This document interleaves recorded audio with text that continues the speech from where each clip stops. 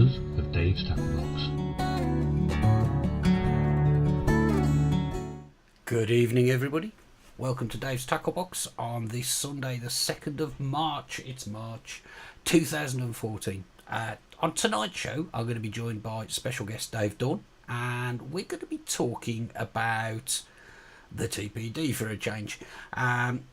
You may have noticed that the clowns went and passed it through the European Parliament on Wednesday of this week. And since then, I've been reading a lot of different speculation and a few different points of view on what it actually means and how serious a problem it is for vapers. So we thought we'd talk through some of that tonight and and just try and evaluate how bad it is, if indeed it's that terrible at all. We'll also be taking a look forward to Nikki Sinclair's sponsored trip to Brussels on Tuesday and Wednesday of next week. And we'll be talking about, what was it? The EFVI, that's it. We'll be doing that straight after these titles.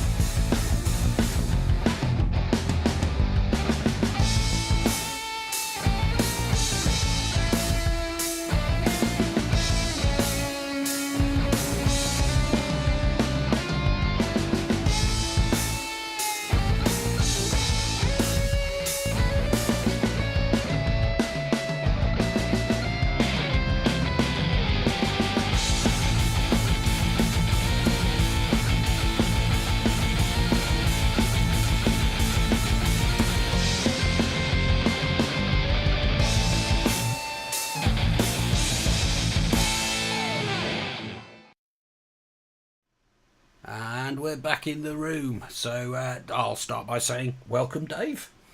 Good evening, sir. How you doing, mate?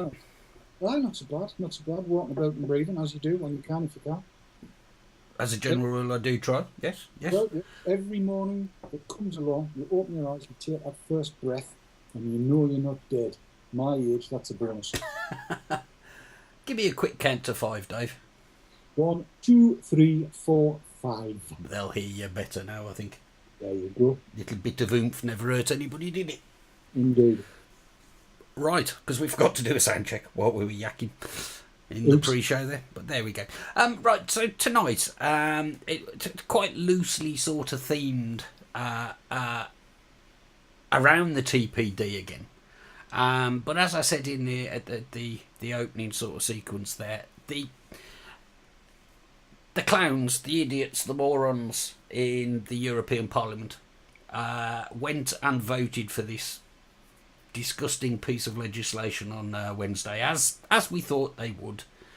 I was on Team Talk briefly on Wednesday night, and I commented that it was a bit of a roller coaster. I've got to say a huge thanks to Martin Callanan for getting that vote split. It didn't work out for us, but at least he tried. I've read some of Nikki Sinclair's comments about why that might not have been as successful as it could have been, you know, with them finding out 40 minutes beforehand, not having chance to do any lobbying. And but you know, some people were there fighting our corner for us, even if we couldn't win the day. So we find ourselves, Dave, I think, where we were really hoping we wouldn't, but for probably since Christmas we've been kind of expecting to be. We've had our time to feel a bit down and lick our wounds, I would say. Yep. Give me your summary of this week, just out of interest, for somebody who's been so involved as you have been over the last 15 months. What was last week like for you? Oh, God. It was up and down like a horse draws for me last week. This whole uncertainty as to whether Schultz was going to play the game. had us on the phones, on the Twitter, in emails all over the place, trying to get the daft bugger to play the game properly. And I have to say, this brinkmanship, this game that they have been playing, has left me with a really, really bad taste in my mouth. I mean, I'll echo what Nicky Sinclair had to say 100%. It's absolutely disgusting that any legislature would sink to the level of playing procedural games and tricks like that. But we've come to expect it, because right the way through there were procedural tricks and games being played left, right and centre by those who would oppose us. I mean, the result wasn't entirely unexpected, and I do take a great deal of heart that 130 of the MEPs saw the light and voted the right way. But at the end of the day, we've still got lots and lots more battles to fight. It's not as good as it could have been. And there is a little part of me that says, well, actually, if we'd let them go with medregs, it might have been easier to fight in court. But I think it's going to be fought in court anyway, because I think Sweden has now shown that if the opportunity exists to go for medicinal regulation, member states will. And it does. And if they do, that could be an easier battle. But that's not something we can bank on. We have to wait and see. So last week was, up and down like a horse draws. Now, second wind's in, and I'm ready. I'm ready for the fight. I'm ready to give it some hump, is what I'm ready for. That's good to hear. Now, if it looked like I wasn't giving you my full concentration, then it's plain and simply because there's something wrong with the Wirecast shot. Which had you sort of just your head sort of poking up in the bottom right-hand corner of the screen. So I'm going to attempt to remedy that as we were talking. Now, one of the main things, apart from the EFVI, because there's plenty of time for that I wanted to touch on this week. Apart from the what, Dave? How do you spell it? EFVI.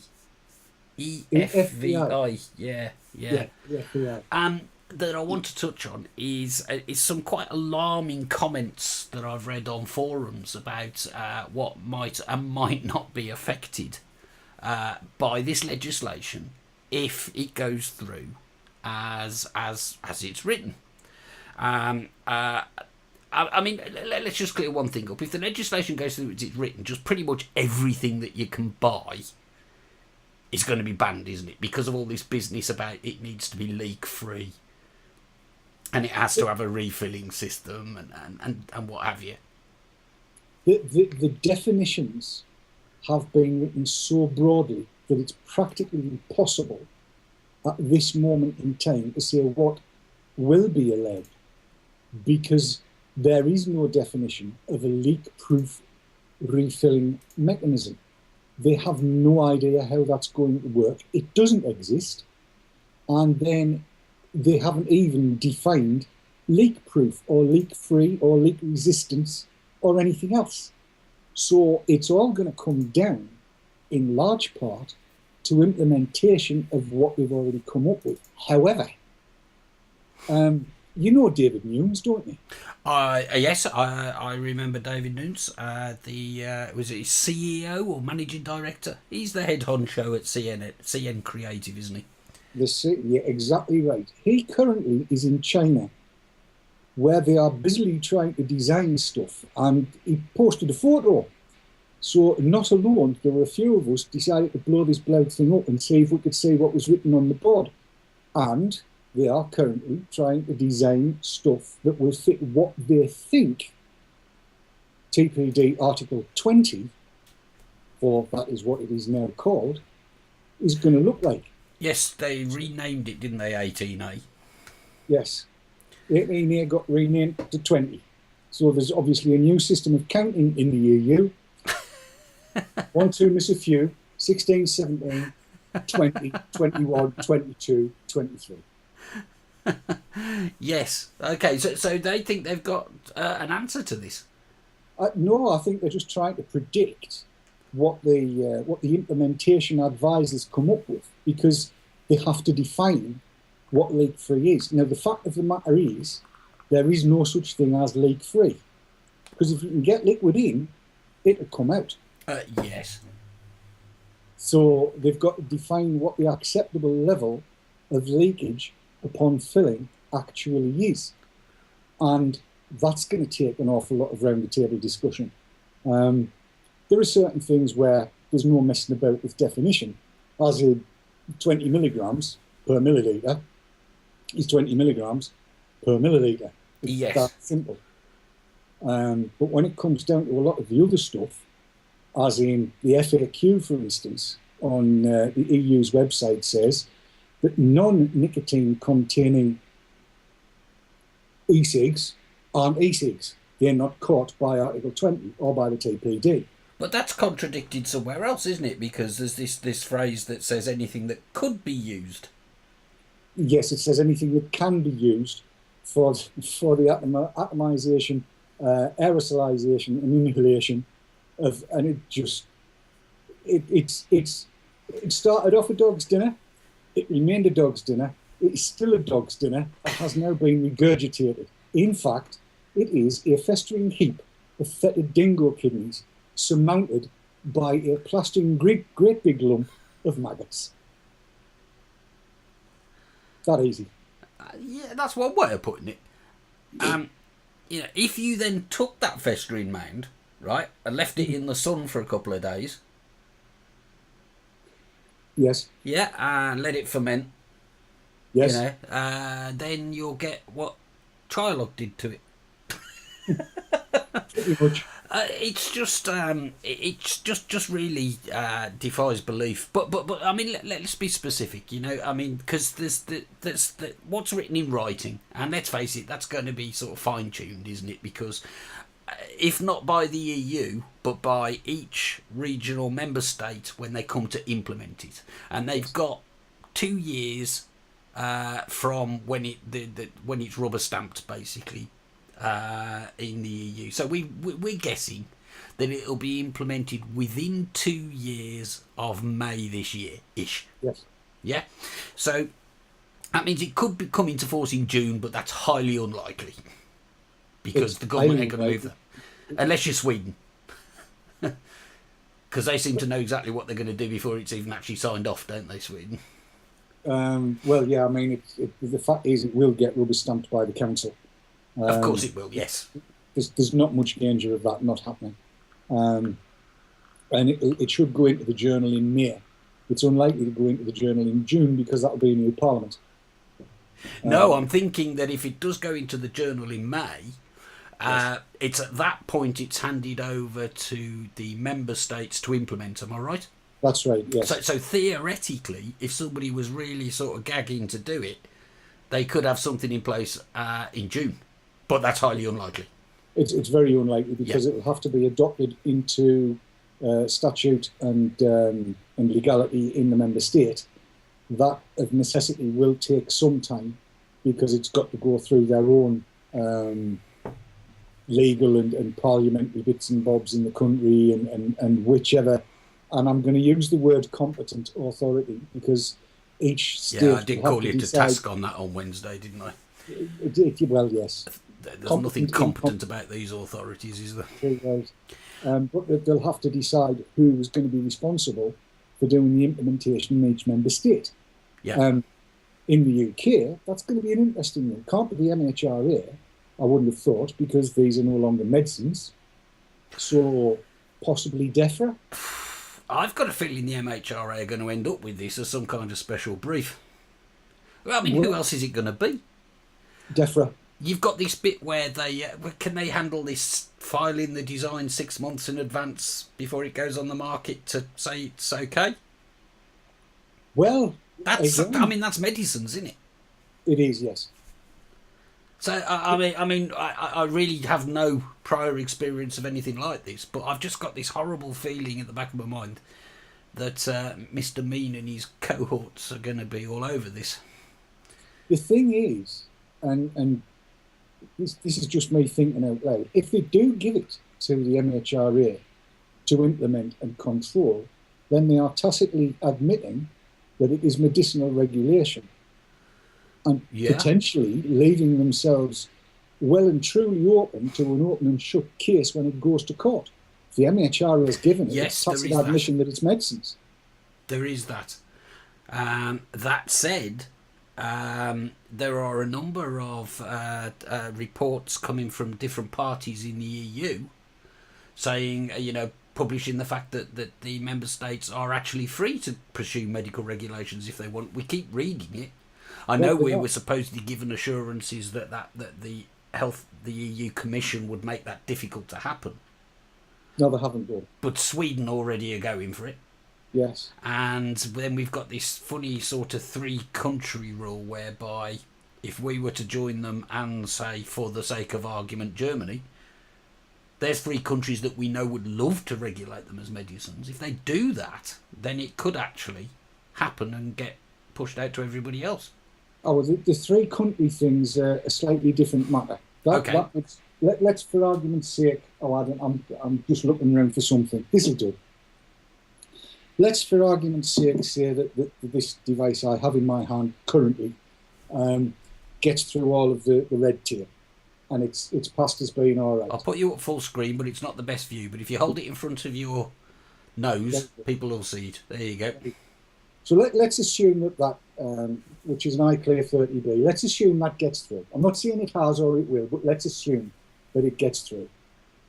If 3 member states decide that it doesn't get through, that it's dangerous for whatever reason, and decide therefore to take that model off the market, then the Commission would look at making that model, that particular device, illegal or banned or taken off the market throughout the EU. It's not a blanket thing right the way through. It's on a per device basis, as I understand it.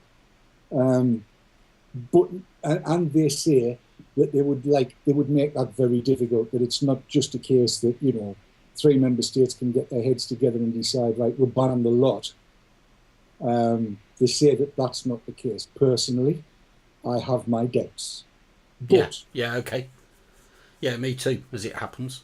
Okay, well, Dave, we're a little bit early to take the first break, but I'm going to do it so I can see if I can sort out this resolution problem I've got. So we'll go into the first break, and then I want to come back and that iClear 30B that you were holding up, I've got one in front of me here as well, and let's take that as an example and count the number of reasons why it won't be allowed under the new directive. We'll do that straight after the break.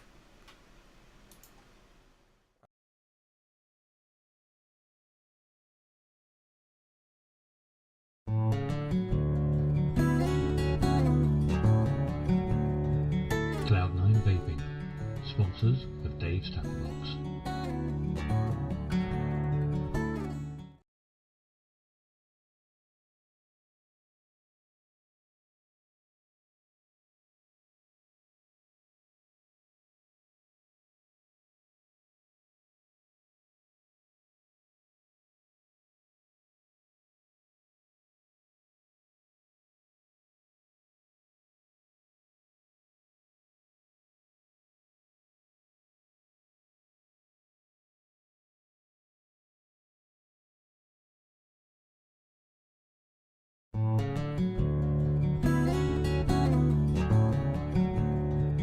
Cloud9 Vaping, sponsors of Dave's Tacklebox.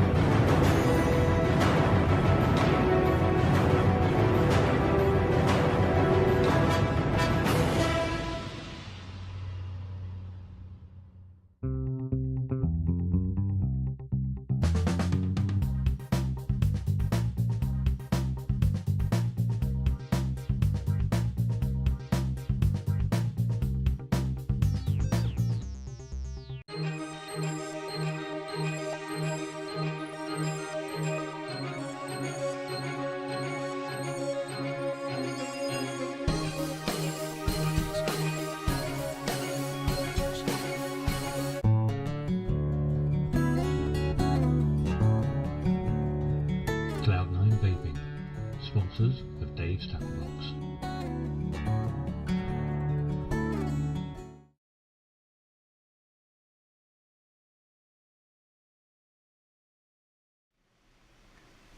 And that's the new format ad break. I hope you enjoyed that. I had to click it to highlight to try and edit it. It didn't work anyway.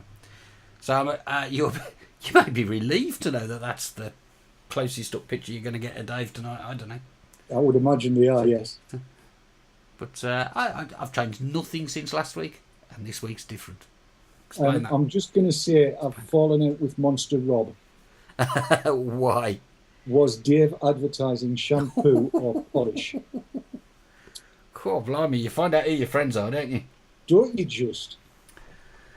Right, okay. So, anyway, yes. We were talking about what the TPD is practically going to mean to vapors. Okay, right. So, first things first, right? I'm holding up something that we might have a closer look at later, which is, it happens to be an Innokin Cool Fire 2. It's not a hand grenade. First things first, there's actually not much legislation in place, is there, to limit what we'll see in terms of hardware, in terms of batteries?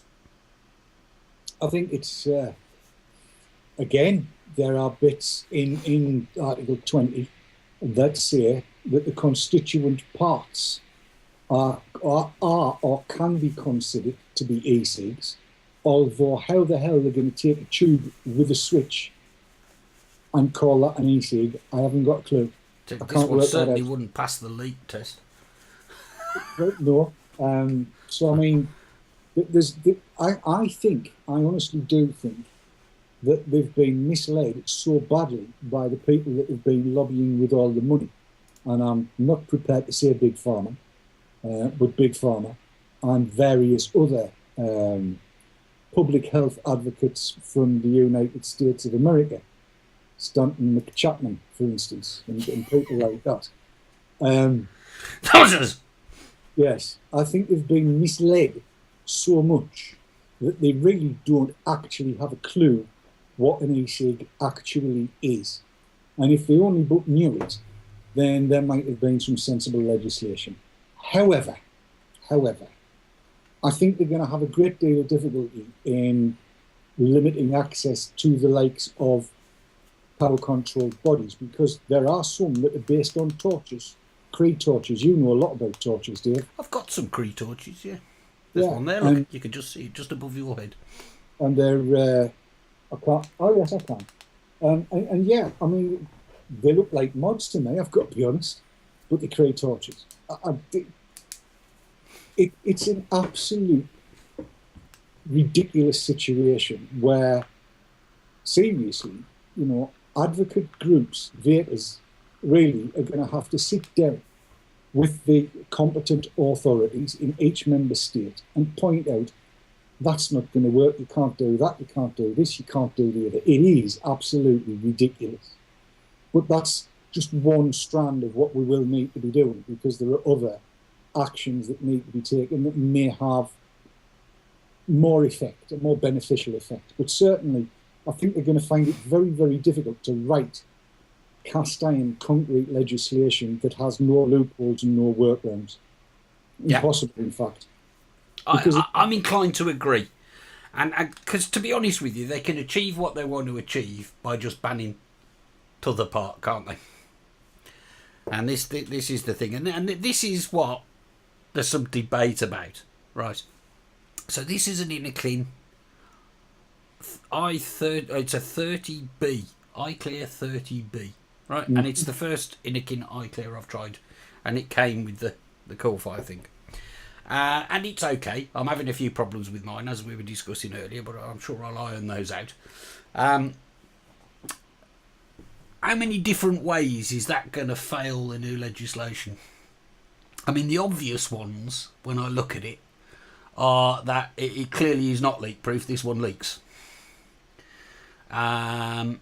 You tell me, though, yours doesn't leak. Nope. So maybe it'll scrape through on that.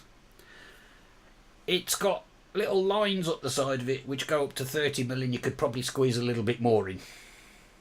To 3 mil, should I say? You can get 3.2 in if you're really, really careful and you're using thick juice. So it's going to fail in the sense that you can't. It takes more than 2 mil. Yeah. And given the way this thing is designed, like many of these sort of clearomizer designs, to be able to fill them properly, they have to have the potential for you to squeeze a bit more in, don't they? Because you have to tip them up, and then you have to screw things so things fit together inside. So when this is sold as a 3 mil tank, hence the iClear 30, yet it potentially can take more. So I mean, and it's over 2 mil anyway, so it's going to fail on the 2 mil rule, yeah? Yep. It has no sort of spill-free refilling mechanism. Well, that depends on the definition of spill-free. That really does depend on how it's defined. It absolutely does. I personally don't see how it's even possible, but... Well, the fact of the matter is, if you follow the directions, it's spill-free. However, it isn't tamper-proof. Yeah. But then, what is? Exactly. Let's continue. The juice that's in this is somewhere between 26 and 30 milligram. I always say about 27. It's home brewed. So the juice is no good. That'll go. So basically, everything I'm holding in my hand here is gone. Mm-hmm. Now, sorry, go on. Well, I'm sorry, I was just going to say that you mentioned the juice, and Bob the Random, handily, I was just asked, will we be able to buy farmer-grade Nick, as it's already passed medregs? It hasn't. It hasn't passed medregs. It has passed good manufacturing practice, GMP, in order to be sold at higher concentrations to the likes of DV and what have you. They're buying farmer-grade Nick, but it hasn't passed medregs for sale to the general public under medicinal regulation. What the TPD says is that if you want 45 milligram juice, then it would have to go through the whole medicinal malarkey in order to be put on the market. That's exactly what they're saying. And it's ridiculous, frankly. Because I really don't see a situation where we're going to be able to walk into a chemist to buy an approved, medically regulated 54 or 72 milligram that, like we do today, to be able to mix our own juice. It's just not going to happen. You're going to be stuck with 20 unflavoured, 20 milligram. And a point that you've made before, Dave, it's more likely going to be 18, isn't it? Because nobody's going to want to try their luck.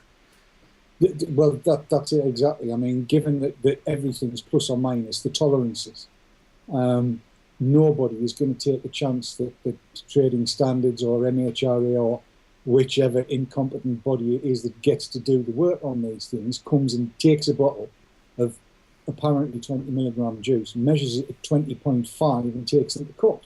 So the likelihood is it's going to be 18, 18 and a half, 19 at the outside. It's ridiculous. It is ridiculous.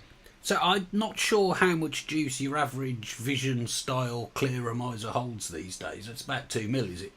1.8. 1.8. So technically they just about make the cut on the capacity. Yes. But they'll probably get them on something else, like the leakage. Leakage. Again, if you can get liquid in, liquid will come out. There has to be the passage of air into the tank. And if there is the passage of air into the tank, which there has to be in order for you to draw, indeed, then if air can get in, liquid can get out, as you well know from taking them on aircraft. Indeed, yes, that'll find every place that juice can be squeezed through. If you design something which is leak proof at sea level, and then take it up the top of Ben Nevis, higher mountains exist on mainland Europe.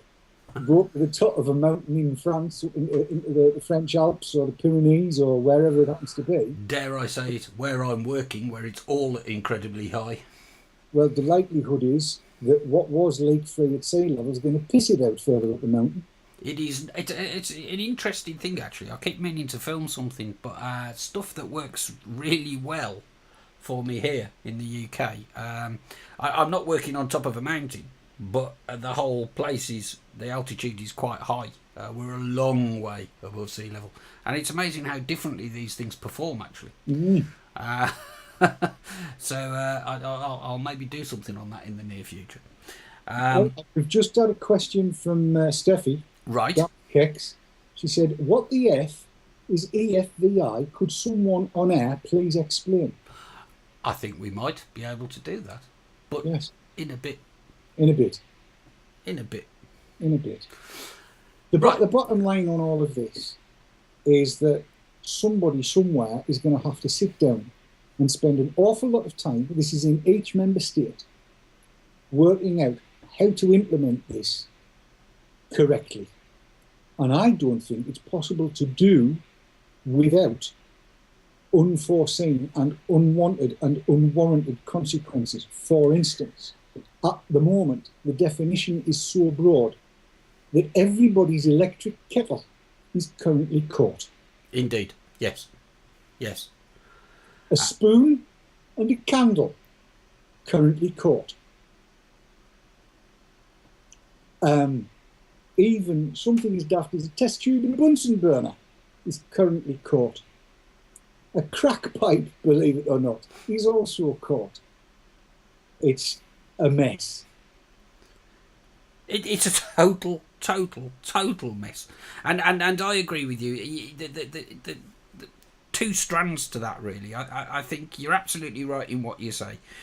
When each member state, because let's face it, the EU have tossed it at the member states to deal with to a large degree here, because they haven't done the necessary research to prescribe the right instructions to achieve what they want to achieve.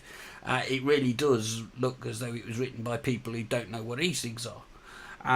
So they're going to sit down, and there's going to be a certain amount of interpretation of what's required. Yes. The forum and the mechanism for countries swapping notes on this has probably gone, because that would have been the EU, right? So while all the discussion and the firming up of the text of the TPD, and particularly Article 89, now called Article 20, was done, that's where it should have taken place, but just bloody didn't. You're going to end up with different countries applying different interpretations, and I kind of agree with Dave. I can't see how that's going to work in our favour at all, to be honest with you. But then, of course, you've got this separate issue, which was a term I'd never heard until I interviewed Nikki Sinclair outside the mailbox in January, when we were doing the BBC Vape Meet thing. And she it's on YouTube. You can go and see that on my YouTube account. Nikki's talking about a thing called gold plating. Now, since the vote on Wednesday, I've heard that term crop up a lot on Twitter and in some blogs and stuff like that.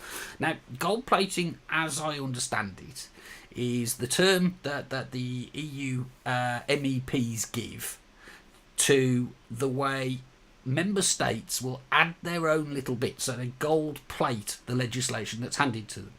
So the EU come along with a directive that says something like, I don't know, it's got to be leak proof, right? And then the local governments can gold plate that to make it even more stringent, because everybody likes to have their own little bit, you see, because they're nationalistic and what have you. So I can't see how that would work in our favour anyway. No, it doesn't. There's nothing about what is there that is likely to work in our favour. There are, as I say, implementation is one strand of what we need to be doing. There are many other strands of things that we need to be doing. Two massive ones, really. But when we start talking about implementation, we've really got to be pressing for nothing about us without us. Because when you start talking about e-cigs, there is one body of real expertise, and we are sat amongst it now, and that's the body of the vaping community. not just in That's the a UK, point but in the that Kath Devlin was very keen to make on Thursday. I noticed, is Yes. that we know far more about this than any of these idiots. And okay, I can see their issue with letting people like me and Dave make laws. I could see where they were coming from if they were opposed to you and me making laws, mate. But because I've got a list of things I'd do, and Me too. it starts with lawyers Yeah, you mean and estate agents. Yeah, I digress. But they haven't even consulted us on this. But they tell people that they have. They've consulted with consumer groups and trade associations, but actually it's all bollocks because they didn't, did they? They had those couple of German lads along, didn't they, to one of the sessions, to a workshop, which was the biggest fiasco. No reflection on the lads that went along, but they never stood a chance, did they? No. I mean, they were native German speakers that had very limited English, and that's not a crime in anybody's book. It's definitely not in mine. And they made absolutely certain that there were no translators available to make it easy for the lads to present. They knew that what English they had was very much a second language, and they just made it impossible for them. And tellingly didn't let anybody who was a native English speaker along. Nobody from ECHA was invited. Nobody from any of the UK vaping community were invited. So no, not at all. A lot of people watching this will remember this, and I'm not just trying to make your blood boil again, but just remember, if you missed all this, if you've only been vaping a few months or something like that, you might not be aware, but there has been a whitewash here. Now, just to take us up to the next break. I've been reading on, and not just one forum. Obviously, I spend more time on one forum than others. But I've read on a couple of forums, and I've seen comments on Twitter, and what I've mostly seen is people replying to things that people have said on the internet, which is basically, it's not that big a deal. We can manage with what they're proposing to graciously allow us to continue using. I really think that these people are missing the point. Now, obviously, some people may be selfish and say, "Well, it doesn't affect me." It does. Yeah. Well, I guess this is what I'm going to ask you to comment on, Dave. What would you say to those people if somebody came to you and said, "Oh, it's not that bad"? Because I only use 18 milligram juice in a 1.8 mil Vision Clearomizer on an Ego battery anyway, so I don't see what the big deal is. I would say your 1.8 mil Vision Clearomizer will no longer be available to you because at the moment it does not meet the very broad definitions of leak-proof and tamper-proof and kiddie-proof and everything else. It's likely to disappear from the market. What you are likely to be left with is something that's in very short supply because there'll only be revisions to them at best every 6 months. You will see a complete lack of innovation coming along, and what you do get is probably going to have a draw on it that you'll need a bread poultice on the back of your neck to get anything through it. It'll be like sucking a golf ball up a straw. The vapor production would be next to bloody nothing.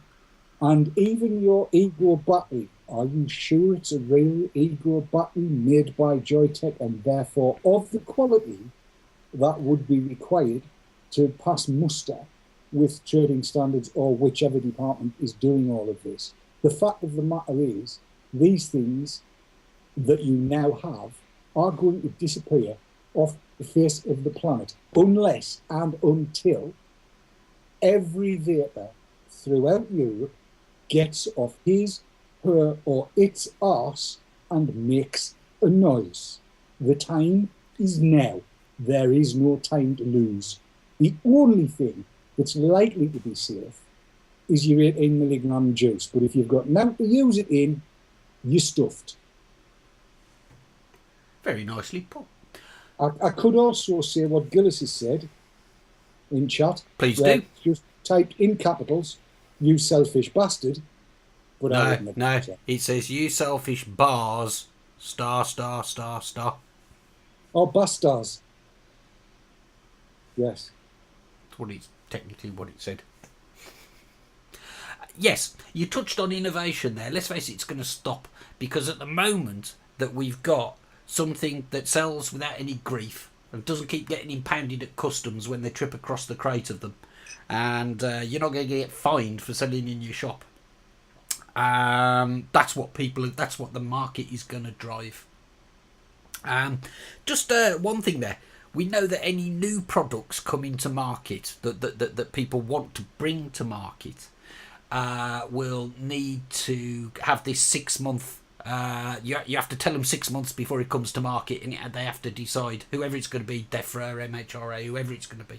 They're going to have to say, yeah, that's okay, you can sell it 6 months after you present it to them. Yeah. Mm-hmm. Yeah. There was another bit in there that said existing products also have to go through this process, and they've got up until 6 months after implementation. Don't know whether you picked up on that bit. I did, yes, indeed. It would actually be 3 years from May, assuming it goes into the journal in May. And by then, they'd have to be off the shelves. So they'd have to do all of the notification for it within 6 months of enactment or implementation in the member state. But within 3 years from May, they would have to be off the shelves, right, because they were no longer approved. So the point I'm trying to make here, guys, is that your existing clearomiser, even if it's less than 2 mil, even if it gets through whatever the interpretation of the gold-plated interpretation of leak-proof and safely refillable is, it might still get chucked out after that. So, I mean, innovation is dead. You know, completely. All the investment is going to go into things that are a sure bet, basically. The only people that have the time, expertise, money, and power to be able to conform to the regulations are the people that turn out this. Yeah. And its smaller cousin, the vape. That's all you'll get. But you won't get a vape that's anywhere near as acceptable as the 45 milligram one is, because there'll only be 18 milligram juice in.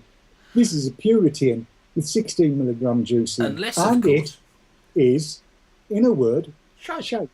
It's funny, I was out shopping yesterday. We went past a large branch of Boots in Derby, and I said to Fiona, I might go in and get one of those, because I'm interested to see if I'm asked for an interview with the pharmacist or anything like that.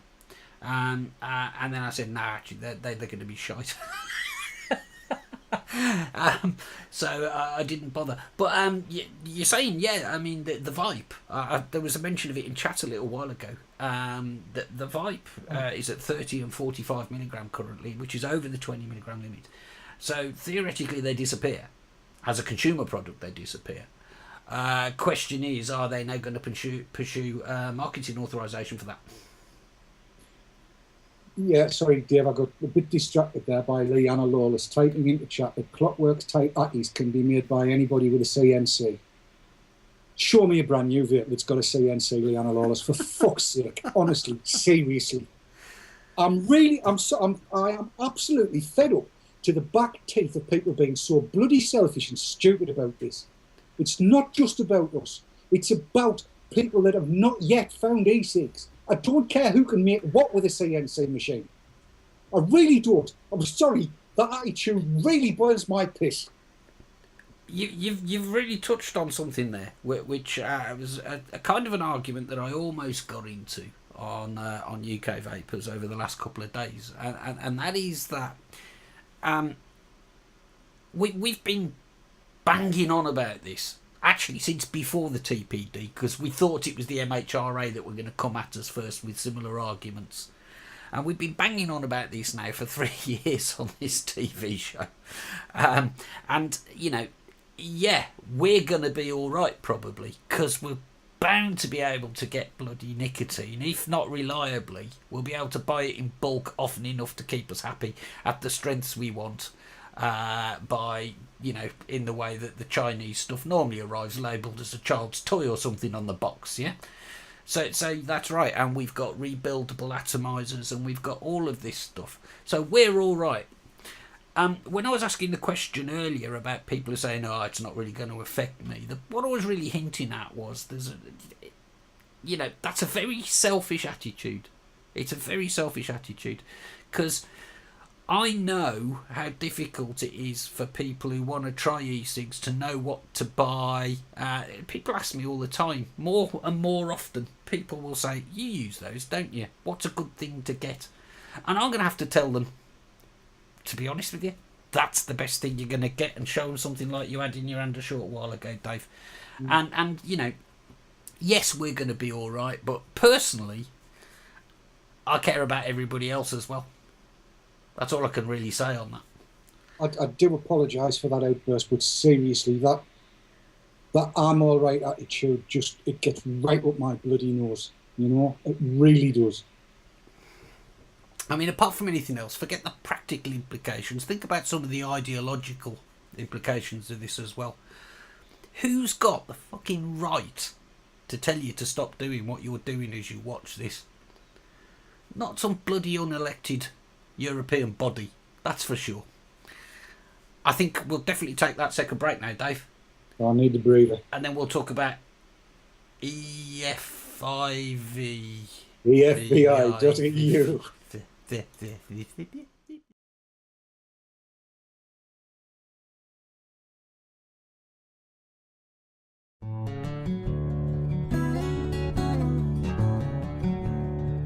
Cloud9 Vaping, sponsors of Dave's Tacklebox.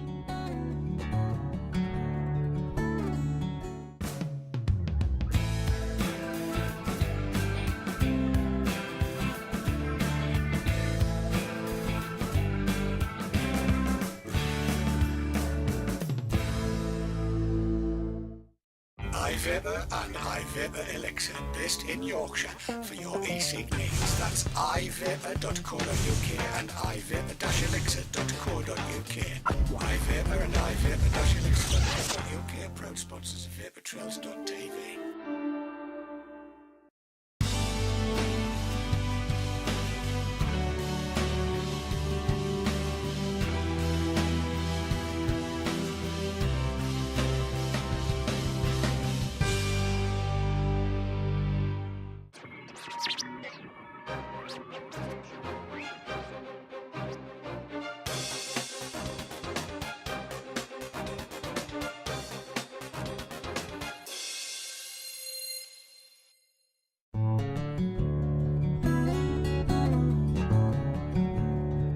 Cloud9 Vaping, sponsors of Dave's Tacklebox.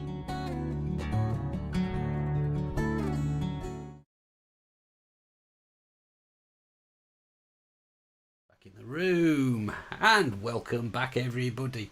Right, okay, so this is where we find ourselves, regardless of what people want to think about how it affects them, whether they care about the people that wanted to take up vaping that won't have the opportunity with the kind of kit we've got,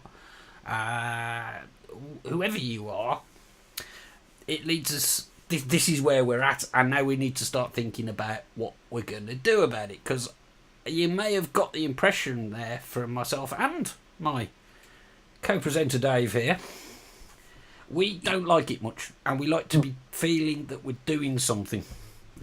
And this is where the EFVI comes in.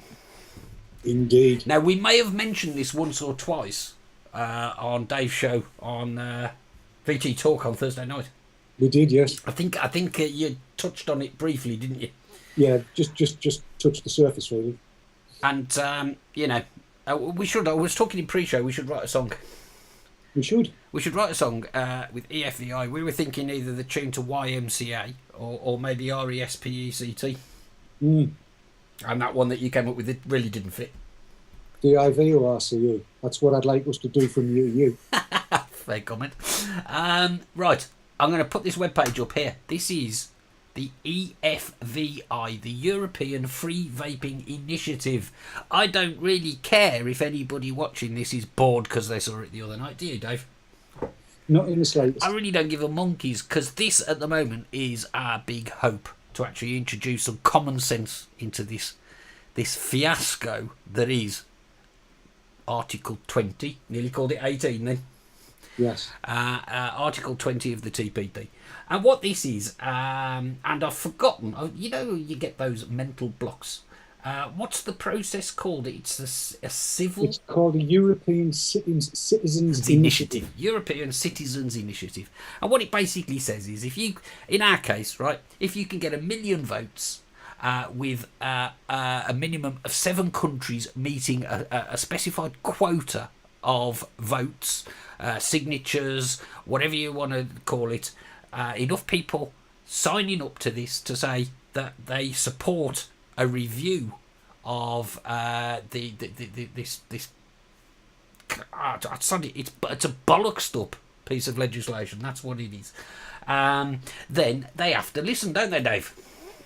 They do indeed, yes. What it does is it gives the ECI, the EFVI, ECI, the opportunity to make a presentation. The fact of the matter is that the presentation is to the assembled European Parliament and the Commission. Now, it doesn't guarantee anything other than this presentation, but one of the 6 that have been started, one of the ones that has succeeded, was about vivisection, and it completed its sign-up in well under half the time that was needed in order to get the required number of signatures, and it continued to get more and more. And of course, they have now, I believe, made their presentation, and there's one also on clean water that's also been successful. And if the presentation is made correctly, properly, it's a bit like pitching to the Dragons, I suppose.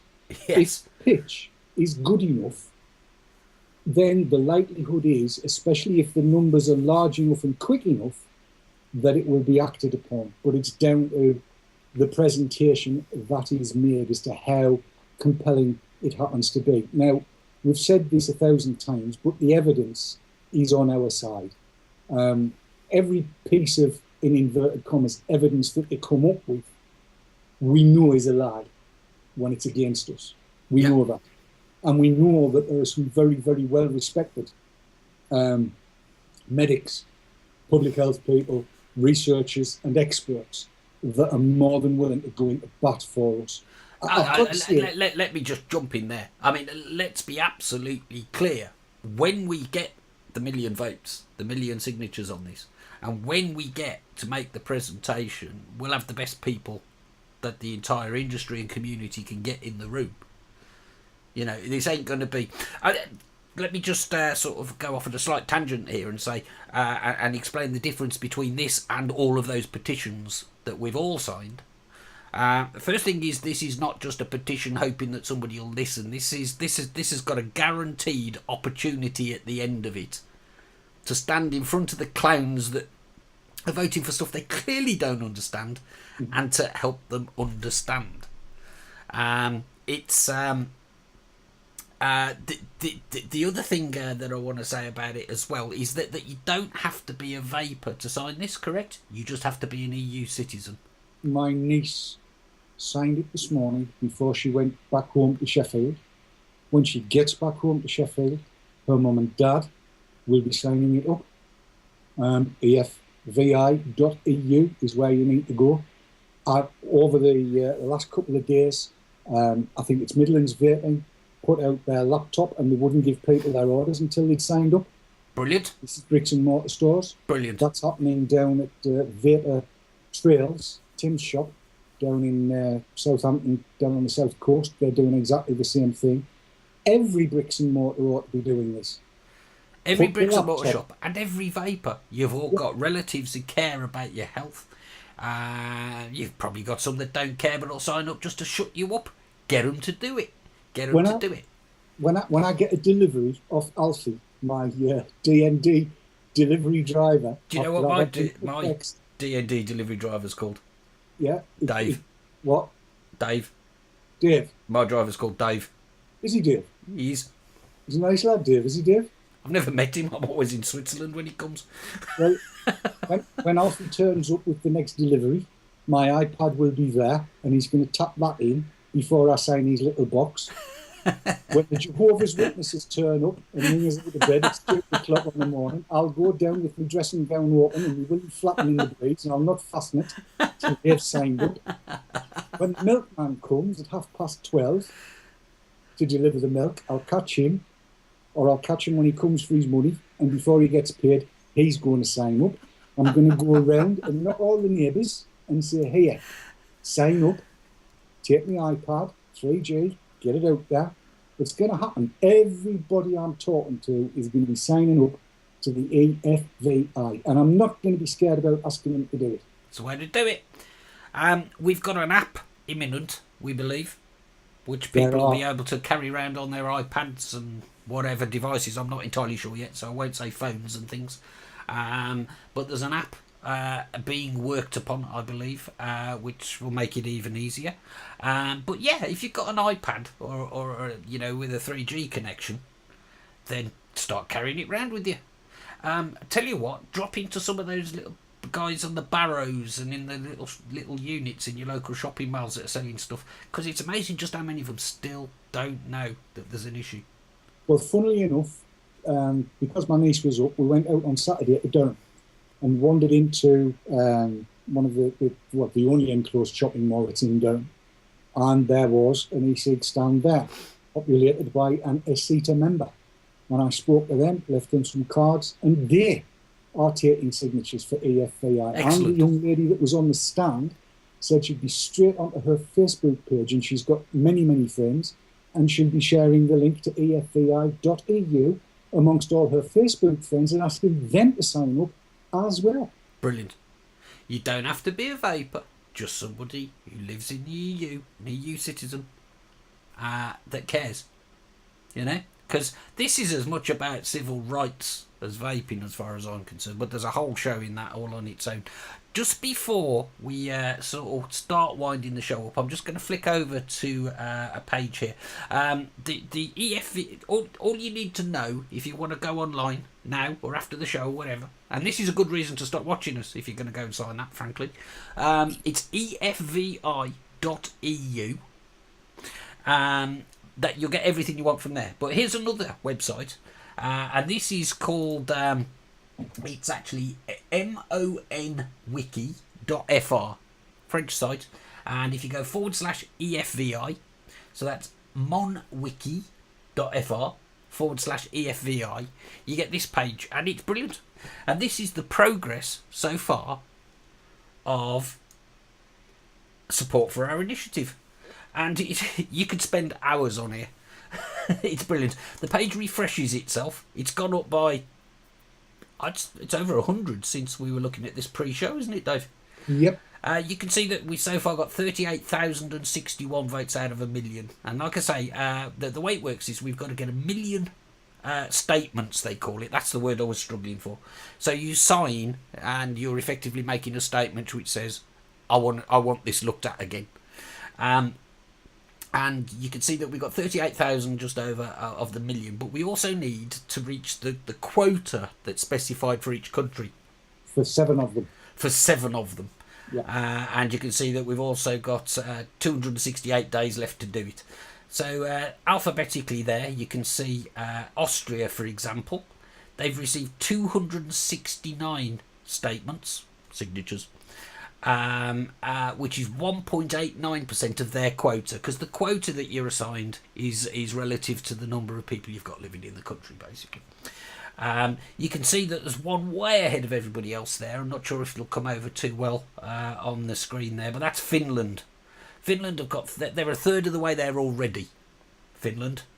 Okay, their quota's a bit lower because the population's a bit smaller, but they've got 3,227 statements, which is a third of the total they need. And percentages never lie. They're beating us. Not that I'm... Exactly. It's not a competition, but we're not winning. There's all kinds of analyses and like graphs. You can see that when we started really plugging this on Vapor Trails TV and on various social media sites, the way the curve just suddenly goes up as people are starting to get the message. In fact, it's quite spectacular the way the growth is going. And like I say, while I'm doing this page will refresh and more will be added, I'm sure. If you really are interested in this kind of thing, there's a little league table here, look. Finland are top, they've got 33%. Germany second, they've got 16.67% of their quota already signed up. We're third currently here in the UK, which frankly isn't good enough. So you can play for ages on this. There's little banners you can put in your signatures. Look, there's a pie chart. It's not actually a proper pie chart, is it? It's kind of a pie chart. It's like a pie donut, a donut chart. It's a donut chart, isn't it? Donut chart. And you can see exactly where we're at with it. And somebody's put a lot of work into this, and I'd like to thank them. And there's banners that you can put in your in your forum signatures and on Facebook, and tweet them and do all the things that you do to spread the word. We even got Dr. Christian to retweet the link earlier. Dr. Christian Jensen off the telly, because he's right behind us, and the guy is retweeted that for us, hasn't he? Yes, he's what's known in the parlance as a sound bloke. Sound bloke, absolutely. Thank you, Dr. Question Christian. asked in chat, Dave, whether or not the million signatures could be discounted as being ghost signatures. No, there are measures in place, because the signature collection, the pledge collection, support collection system is put in place by the EU. Indeed. Therefore, they know that every signature that goes in there is a proper signature. I'll just saw a comment there asking for the URL again. We're actually over time, Dave. It's EFVI.eu for the EFVI's website, and you can. They've got a big sort of highlighted button on there where you can. In fact, I'll show it you again just to make damn sure. I'll type the link. And we're typing it in chat again now, but it's EFVI.eu, and you see that big green button there? That takes you into the EU's data collection system. And if you're interested in the stats and the banners and all the rest of it, the website is MONWiki, so MONWIKI.fr/EFVI. And like I say, it is good fun watching that. In fact, it's gone up by 5 since we started. It's now at 38,066. So this thing, it's alive. It's going up. It's working. And sign it yourself. Get your significant other to sign it. What are you laughing at? I'm just saying Linda McCavan up using our Rotherham office address. Excellent. Well done, Linda. We appreciate your support. Well done. Just do it. If you've got an iPad, apparently you can actually collect paper signatures. There's a process you have to go through. Maybe we can bring that on tomorrow night show or something, Dave. Maybe just throw up a little bit on the process, because we've run out of time here. So if you tune into the Haze Hour tomorrow night, we'll say how you can go about collecting paper signatures for those people who aren't flash with an iPad with 3G, or other tablets are available apparently. And we've got to go out and make this work, guys. This is currently the best chance that we've got. I mean, we're always on the lookout for ideas, aren't we, mate? We are, absolutely. But actually, this is the one somebody has just pointed out that putting a fake signature in like that for Linda McAvan's probably not a good idea. It absolutely isn't a good idea, but it was funny. Yes. That's for that one moment of amusement, it was worth it. But let's be upfront about this. Let's be right about it. Let's not give them any excuses to renege and say nay, slide backwards, and be nasty buggers about it, basically. There's been debate about the message that we should give to people, because we have to be honest. We were talking earlier, there are a lot of people thinking, what's the big deal? I can still buy these things. There are people using little stick battery cigar-like things and are quite content, and they're probably wondering what all the fuss is about. So, have a think about the message that we should be trying to get over, because I think the message that we need to portray is going to vary from one country to the next. Oh, absolutely, because the market and the culture is different in all the different countries throughout the EU. But the bottom line on it is, it'll affect us all to the worse if we don't do anything about it. The fact of the matter is, if we sit on our asses and do nothing, we could lose everything. that we fought for the last 5 years in many cases. And it's just not worth taking the risk. We have a number of different avenues to follow. EFVI.eu is one of the most important, and we need to get everybody doing it. There's close on 2 million vapers in the UK alone. That's and just to put it in perspective, we need, how many is it in the UK? About 54,000 and something? 54,750. So we need another 50,000 in the UK now, in round figures. And that's possible to do. It's definitely possible to do, because it's not just vapors. It's not just vapors. But it's only 1% of vapors. Oh, it's a bit more than that, isn't it? But, 2%, isn't it? It's about 2% of vapors or something. About that. Yeah. So, but that could be 1% of vapors and their partners, for example, and their parents and their kids and what have you. I presume you've got to be 18, have you? Yeah. Yeah. Well, both mine could, if I ever saw them. Anyway, yes, so we've got to draw a line under this, because you could go on for a long time talking about this, because it really is that important. I'm thinking about how I can do this, get this message and use the Brussels coach trip as a way of spreading this somehow. I've got a day and a bit to think about that. So we didn't really touch on that, did we? But if you're going on the Nicky Sinclair sponsored bus trip to Brussels on Tuesday morning, I'll see you there. I've got a lift and everything. Have you got that sorted out? Yeah. My son's taking me, the missus is bringing me back. Yes. Now, there were one or two mentions in chat about this Innikin Cool Fire 2. What about it? All right with you if I have a bit of a look at it on the Haze Out tomorrow night? Absolutely right, because we just ran out of time. We did. Boom. Right, look, we better get out of here. Indeed. We'd better get off the airwaves. Dave, thanks ever so much for joining me again. Not a problem. And what's the name of that site again? EFVI.eu. Exactly like that. Thanks for tuning in. Thanks for watching. See you next week. Bye. Everyone.